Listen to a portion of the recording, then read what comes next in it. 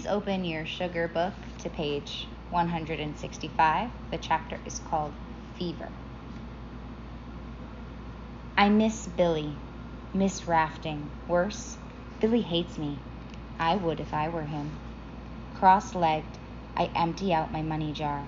Money, unlike sugarcane, grows slow. When I'm old enough, I'll buy passage on a riverboat, find a place where I can be friends with everybody. Hey, Billy stands in the doorway. I gape. Hey. Billy's face is damp, sweaty. I don't know why he's here or what he wants. Top of page 166.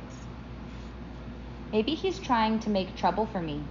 Show me he can do what he wants, whenever he wants. But I can't bring myself to tell him go. He doesn't look well. Billy shoves his hair back. Moist strands stick, flattening out his curls. I got a new harmonica. Want to hear me play? I shake my head. No trouble for the Beals. But Billy doesn't see or hear me. He grips the silver bar tight, like the thin bar is holding him, keeping him upright. He blows, a thin wailing sound. It grows stronger and sounds sad and beautiful at the same time. It sounds like air is pushing loneliness out and back in, out and in. If he keeps playing, I'm going to cry. The tune speeds up, and Billy's fingers are moving over holes and shifting the harmonica across his mouth. I want to jump and dance, but I know I shouldn't. Oh, that was lovely! I clap. Splotchy red, Billy wraps an arm around his belly and bows. There's a shadow behind Billy. Mrs. Beal. How do, Master Billy? Top of 167. Billy's eyes are glassy, too bright. He looks in Mrs. Beal's direction, but his head is twitching, like he can't see. Your pa wouldn't like you being here. Mrs. Beal is ever polite, but I can tell she's not happy. I don't want to go. I want to play with Pepper. Who? Billy points at me. Then he's babbling. She doesn't like her name. Never did. Call her Pepper, maybe Salt. Anything but Sugar. Ought to have a name she likes. Master Billy, I think you ought to go back to the big house. I want to play with Pepper. Mrs. Beal gives me a look. Don't you dare play with this boy. Do it and you'll regret it, she seems to say. Without saying. Miserable, I shift, foot to foot. I mumble. What? Says Mrs. Beal. Can't play. Have chores. My voice grows louder. Your pa wouldn't like it. Top of 168. Billy is redder than a beet. He licks his dry lips. You think you're so special, all of you. Now, Master Billy, wait till the Chinamen come. They're already here, the Chinese, I say, but Billy is talking quick, breathless. When the Chinamen come, Pa won't need you anymore. He sneers at me, as if to say, especially you, then runs off. I want to cry, but don't. I look at Mrs. Beal. Billy's not himself, not feeling well. Don't matter. His pa doesn't want him here. Mrs. Beal sighs. Hard truth, Sugar. We may all still lose our jobs, lose our homes. Come evening, the Beals invite me to join them for community dinner. I say politely, no thank you, I'll fix my own. You sure? Mr. Beal asks, using a kerchief to wipe his forehead. I'm sure. I want to throw myself into Mr. Beal's arms. Top of 169. Feel his arm hugging me. I want to eat Mrs. Beal's fluffy cornbread. I shake my head. The fire crackles, making my hot shack hotter. There's an outside kitchen. During harvest, it's where Man and Annie cook. Tonight, everyone is using it to have a good time. I hear Mrs. Thornton screeching. I never caught a skunk, so I don't know why she's complaining. I smell rabbit. My stomach rumbles. I bet Mrs. Ellie is grilling it. Mr. Jean, gray beard, gray hair, probably caught the rabbit in a trap. Grown-ups outside, me inside. Sometimes I think the Beals think they're my grandparents, but they're not my blood kin. Nobody knows my real blood. Ma and Pa were sold off from their families. Ended up with Mr. Wills. Not a bad master, but not a good one either, Ma used to say. I pour meal into the boiling water. It thickens fast. I add a sprig of rosemary. I set out 2 bowls, 2 wooden spoons. Top of page 170. I fill both bowls with gruel. Sitting cross-legged on the floor, I imagine seeing Ma, brown eyes, soft hair, and a smile to melt butter. Do you have enough? I ask. Ma is sitting on the dirt floor wrapped in a quilt. She's been sick since harvest. Eat, keep your strength. I lift a bowl and offer it to the air. No hands reach for it. I set the bowl down. I peer at what I can't really see. Ma's woeful face. Why'd you name me Sugar? I was always too afraid to ask. Maybe Ma thought I'd sour things, but didn't want to say. If she hadn't had me, she could have gone with Pa. But the dead don't speak. I remember Ma's voice like bells answering when I asked about my name. Who's my baby, my oh so pretty baby? Me, I say out loud to the smoky room.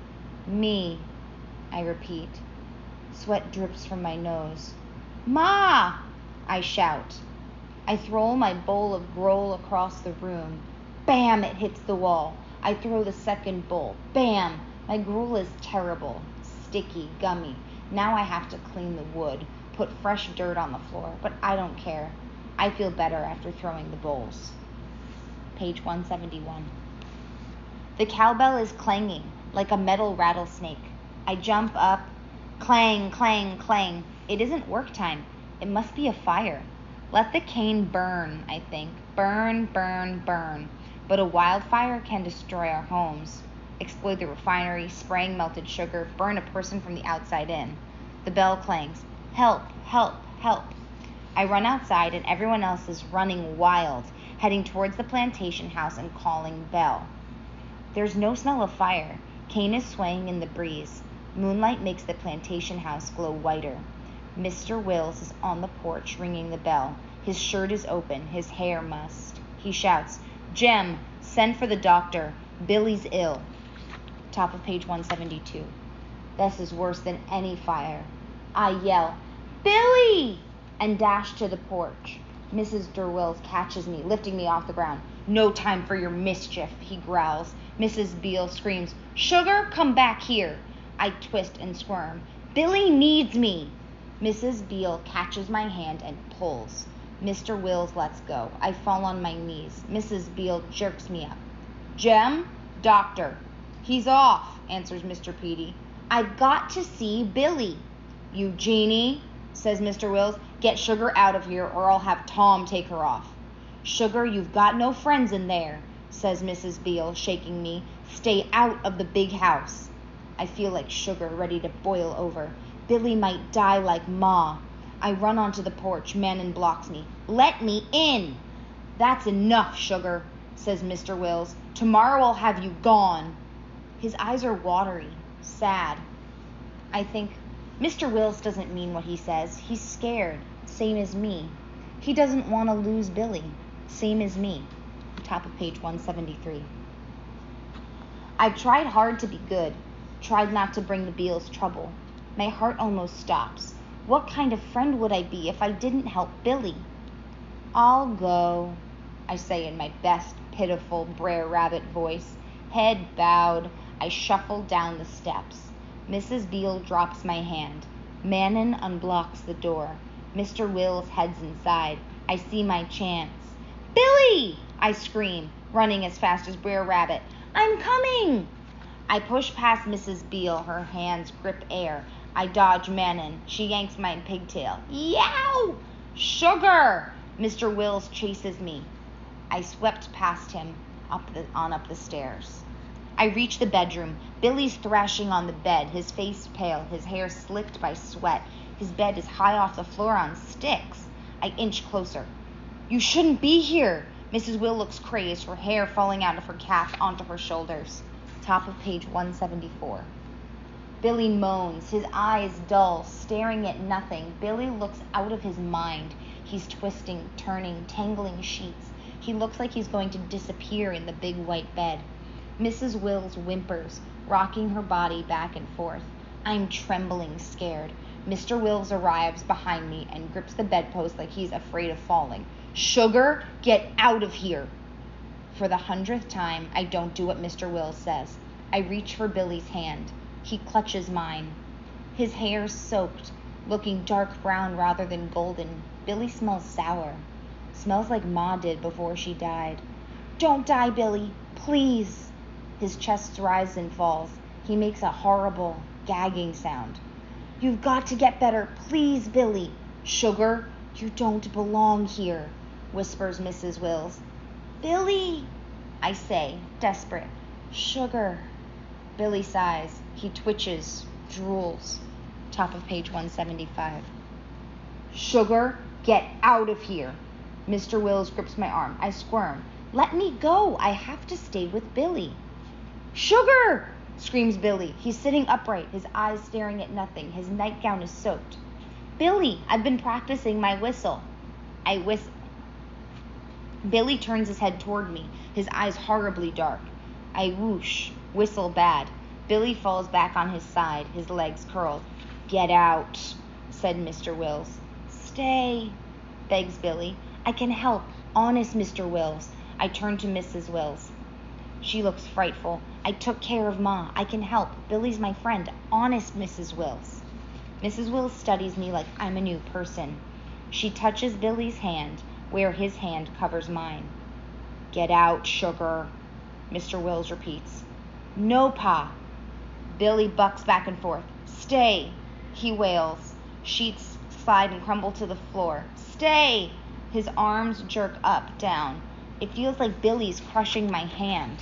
Top of 176. With my other hand, I pat Billy, trying to steady him. Face wet, Mrs. Wills tucks in the sheets.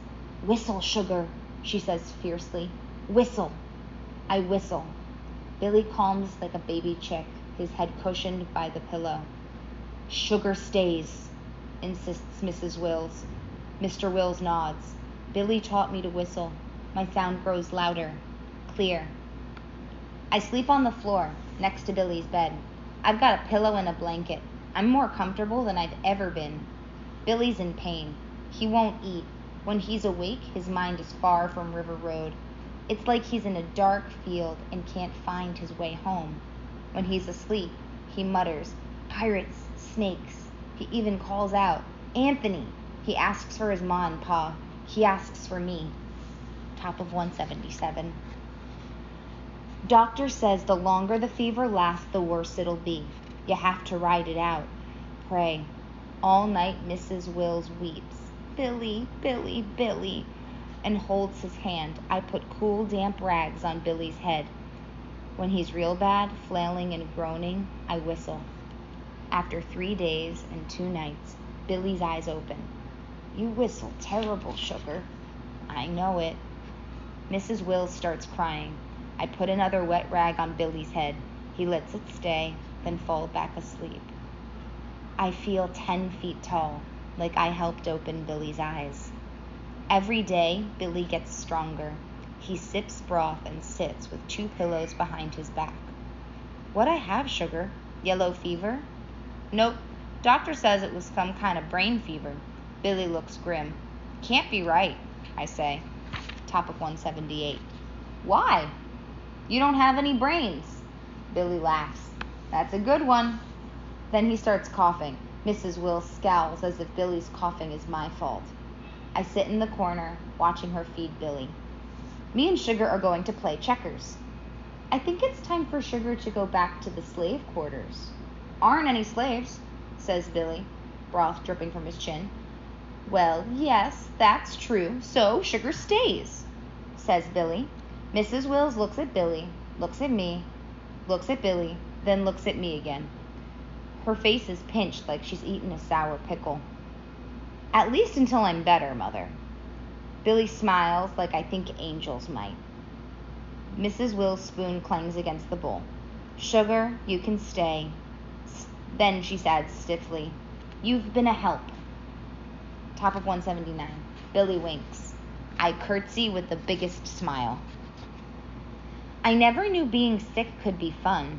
When I'm sick, Mrs. Beale brings me a muffin and a cup of water. She tells me sleep, shutting the shack door to keep out the light.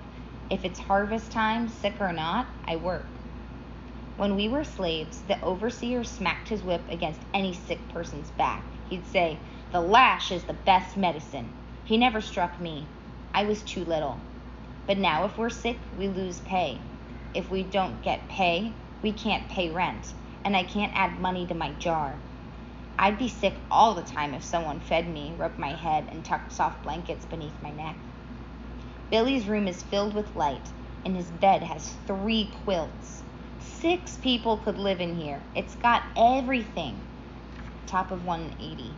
Toys, a table, chairs, even an old rocking horse Billy's grown too big to rock. He's got a shelf filled with river stones, another shelf filled with books. Billy's fiddle leans against the wall. On the floor lie sticks and a snare drum. Billy teaches me the harmonica. I blow. Squeal, squeal, squeal. Spare your breath, sugar. Don't rush it. I blow again. Nice and gentle.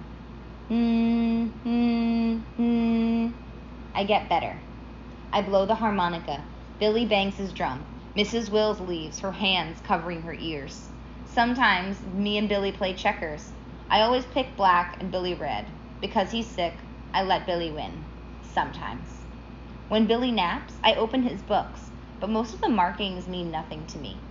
I play with his tiny Confederate soldiers that lost the war, touch his instruments, amazed how Billy can make them come alive. Top of page 181. Mostly, I stand at Billy's window. Mr. Wills got it fixed. I open the glass, the warm air sweeps over me. A magnolia tree blooms outside. Beyond the tree, I see the river. It's the most beautiful sight. I can see sailboats, steamboats, and rafts. Pelicans dive and pluck fish from the water. Looking south, I can see where the river meets the sky.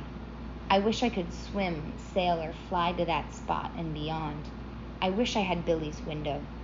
Outside my door, cane stalks taunt me. From Billy's window, I feel hope. Believe one day I'll be able to go wherever I want.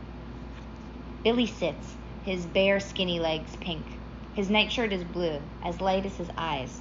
He runs his hand through his hair. You're a good friend, Sugar. I know, I answer, grinning. He reaches into his nightstand drawer. For you. The Chinese finger trap. Ooh, I say. Red and yellow threads, braided, sparkling glow. Everything about the finger trap is special. Where it came from, who made it, how it works. Nothing about this is from me and Billy's world. Top of page 182. I can't take this. Why not? I can't say it in words. I twirl the finger trap. The colors blend like sunset. I don't have anything to give back. Didn't we swear friends? We did. Billy's different from me. So how'd he know of all the things he'd give me? I'd like the finger trap the best. Tomorrow, I'm going home. But my shack will look different now that I've lived in the big house. Bare, unpainted, no rug, no bed, not even a chair to sit on. I got used to seeing my face in Billy's mirror. Until now, I didn't know there was such things to miss. Not far from the big house, my home is a different world. But I'll be glad to be with the Beals, glad to shoo Rooster Ugly from pecking at the chicks, glad to garden again. Top of page 183. But the real difference is that I'm going back to the fields. Did I ever tell you about Brer Rabbit? Billy shakes his head. Billy Wills, I'm going to give you something you don't have. A Brer Rabbit tale. Is there a hyena? Listen and see. I climb atop a chair. Well, my voice squeaks so I lower it. Every year, all the animals need to help with the gardens, else all the animals won't have any food. Animals don't garden. Hush, Billy, it's a tale. All kinds of wonderful things happen in tales. Now, where was I? Oh, as much as I love Brer Rabbit, he's lazy. Like me, says Billy, hopping up, jumping on the bed. I've been lazy all week. Your whole life, I almost say. Billy Wills, are you going to pay attention or not? Billy plops down. Pillows and quilt bounce off the bed. Top of page 184. Hands clasped, Billy's trying not to laugh. A gurgle pops out like a burp. Billy Wills! I wag my finger like Mrs. Beale. Lion was planting peas. Rooster was pecking corn, layering it in dirt. Hen liked, here I shivered, okra. Beaver only wanted watermelon. At harvest, he'd whack it open with his tail.